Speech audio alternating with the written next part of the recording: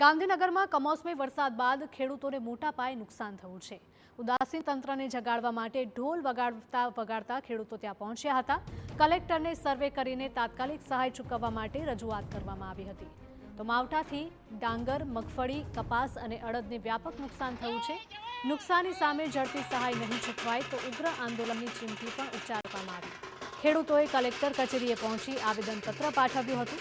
ખેડૂતોનો આરોપ છે કે જો રાજ્યમાં અડધી રાત્રે નવા મંત્રીમંડળની રચના થઈ શકતી હોય તો ખેડૂતોને સહાય આપવામાં આટલો વિલંબ શા માટે?